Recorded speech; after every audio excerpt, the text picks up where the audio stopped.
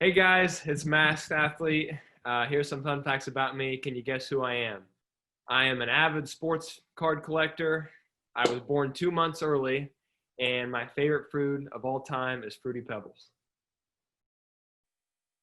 Thanks for joining us today, everybody. We are here with Kameron Vinsel of the Greenville University men's basketball team. How are you doing today, Cam? I'm good, Brian. Thanks for having me on here. I appreciate it. Yeah, I'm excited to talk to you. So my first question for you, if everybody watched your fun facts, you were born 2 months premature. Yeah. Now you're, I believe, 6'1" guard. Big basketball player. How did that go about? Were there any difficulties in growing up? When did you put on the weight? How difficult was that for your parents in having a baby that was so premature? Yeah. Yeah. So my original due date was about May 5th, anywhere from May 5th to May 10th, and I was born March 12th. And so definitely a surprise. My mom had some complications in the pregnancy, and so they kind of had to do an emergency delivery. And I'm an only child, and just they didn't know, kind of what my life would be like. So I was in the hospital for a few weeks as a premature, and I was 3 pounds. So pretty small, but yeah, no, we came home and it's been great. I started to put on the weight. I felt like early as a kid, I was definitely undersized. And they had kind of said that would be expected with how early I was.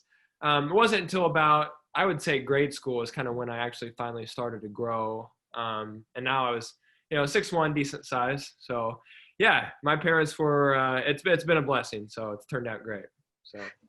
Yeah, as someone that is closer to the 5 foot side of things, 6'1" is a great size.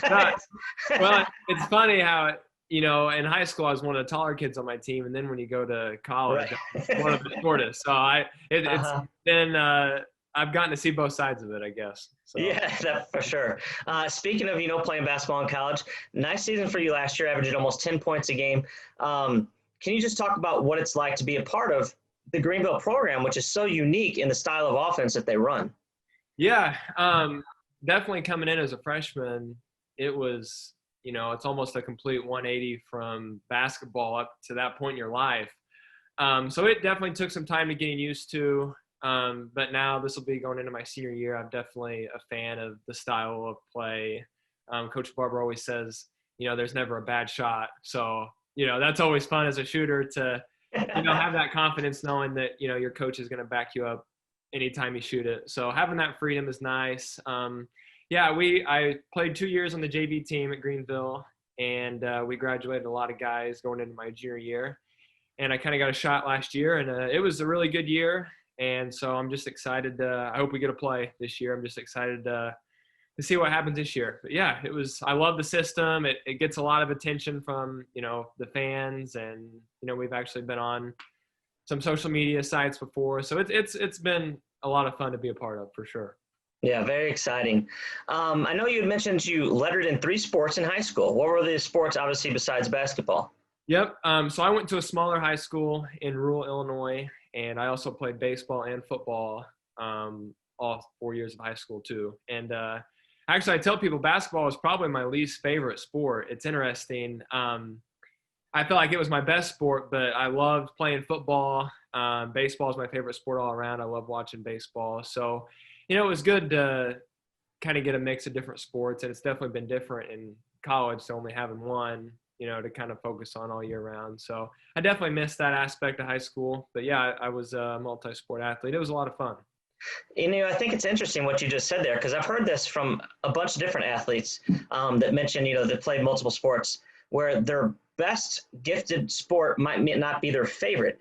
Do you think that kind of plays into it? Like basketball maybe comes easier for you, so that's why you're so good at it, and you like the challenges, and maybe that's why, whether it's baseball or football, Yeah. might stem as being your more favorite just because it's a little more challenging and athletes like to be challenged?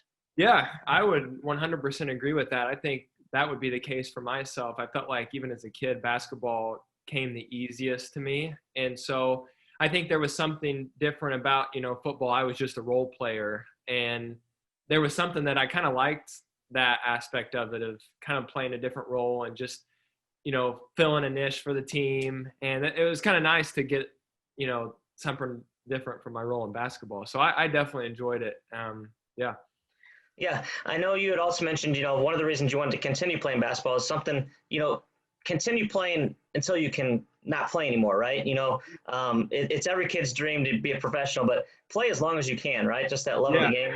Yeah. Yeah. That's what I tell, the kids, in high school, they're, on the fence about wanting to go and play or not. And I just couldn't, came my senior year, I felt like I'd worked so hard, I just, you're never ready to hang it up, I guess. But I felt like looking back later in my life, I would regret so much not playing, competitively as long as I could. And so Right.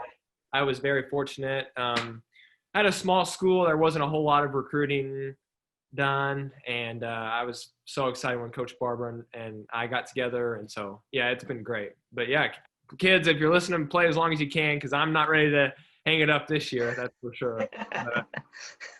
Another interesting thing I thought that you had said, a lot of people always talk about when they play sports, it's the relationships you build. That's what you're going to look back on. It's those relationships. But you phrased it in an interesting way that I liked. You said, you have a bunch of people coming from unknown parts. You may have never heard of these towns, but you come together on one team. And can you talk a little bit about that, from unknown to being part of almost a family? Yeah. Yeah. It's just, I just love the storyline of, we're all come from different backgrounds, and, we all come in this one place, and, I've met some of the best friends of my whole life that I'll have forever. And I didn't even know, I've only known them for 1 or 2 years. And so I think everyone just knows that, everyone's nervous moving to a new place, and you don't know anyone, you're kind of anxious. And, for us as a basketball team, that's the one thing that all of us have in common. And so we're around each other every day. And that's the part I love about the whole process is, my best friend lives in Arizona, and I would have never guessed that 4 years ago that I would, that would even happen. So I just think the relationships that come out of, just in that short a time, it's amazing the bond that as teammates you guys can form. So I just love it. Yeah. So I've got to ask you about this. One of the things you mentioned to me earlier, right time, right place with some of your favorite athletes. Can you describe what that means? Well, I was trying to think of some fun facts, and I thought of one. I just felt like I've had, for whatever reason, some good luck with running into professional athletes. Kyrie Irving, I'm a huge Duke fan, and my parents surprised me one year and got me tickets to go out to watch a Duke game when he was at Duke. And after the game, we were just walking along the sidewalk, and we turn around, and Kyrie Irving is just walking right behind us, going to his dorm room. And it was just timing. I don't know, just timing. Like, that was one example. I was a huge Minnesota Vikings fan when Brett Favre was there, and Adrian Peterson was the running back. After a game one time, we were walking down the street after the game, and Adrian Peterson was walking right by. And so I got his autograph. And so just little instances like that, I feel like, I don't know, for whatever reason, right place, right time. But there's been some funny memories to look back on that I was in the right place, I guess. But now, I know you also mentioned that you're a sports card collector. So tying it into that question, yeah, did you turn around and get their autographs or anything? I did. Adrian Peterson, I didn't have, I've always been, my whole life, I've been a sports card collector. And I didn't have a card on me, but I did have a football. So I still have the football that he signed. But yeah, that's actually, I think we talked about my dream job. I would love to one day own a baseball card shop. My dad got me started as a kid. We would always go to Walmart, and every Sunday he'd let me pick out a pack, and kind of something that we did together, and I've still kind of carried it on. And so I think it's an industry that's definitely different than it used to be, but I still love doing it. Not a lot of people do anymore, but I love it. So what's your favorite card that you have, or memorabilia item? My favorite, well, I mentioned I'm a huge Brett Favre fan. As a graduation gift, I saved up my money after graduation and working at the bank for a year, and bought myself a Brett Favre autographed card. And so that's my favorite one. I have a few, but yeah. So I probably have way too many to count. My parents would tell you that, but. Now, you mentioned briefly there that you worked at the bank. You've worked there for 4 years. You are a grad student now, pursuing your MBA. You graduated last spring with the Bachelor's in Business Administration. Can you talk about that whole process about, coming back to school for that additional year? and then, pursuing your MBA? Yeah.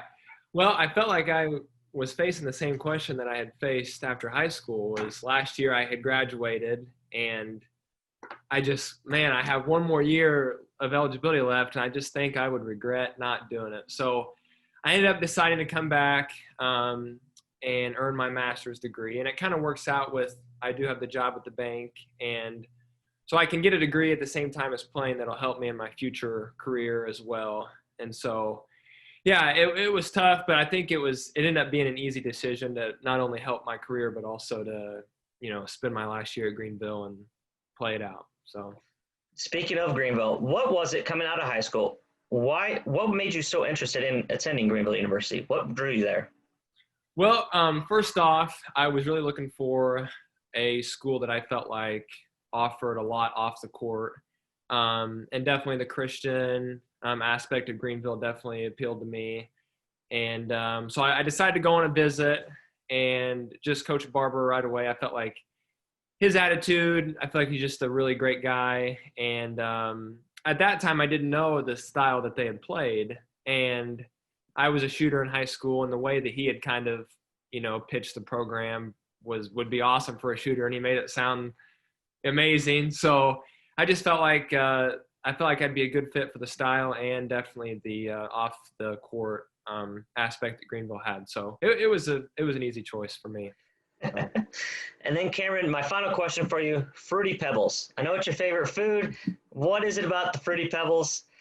Do you fill your bowl up with a bunch of milk, or how do you eat them? Oh my gosh! Well, first there was once a time in my life as a kid where in one day I ate Fruity Pebbles for breakfast, lunch, and dinner. All my friends, they'll tell you I would take boxes of Fruity Pebbles and I'd go stay the night at their house. I don't know. I just, as a kid, that was what I ate, and I just fell in love with it. I don't know, 2 cups of Fruity Pebbles and a lot of milk. That's the way to go. So. Very cool. So Greenville fans, if you're listening, when you're listening, if we get on the court this year, here's my suggestion for you: bring some boxes of Fruity Pebbles, and whenever Cameron knocks down a 3, hold up the Fruity Pebbles. That's my challenge for you this year. I like it a lot. Awesome. Well, Cameron, thanks for chatting with us today, and best of luck this season. We hope to see you on the court again real soon. All right. Thanks, Brian. I appreciate it.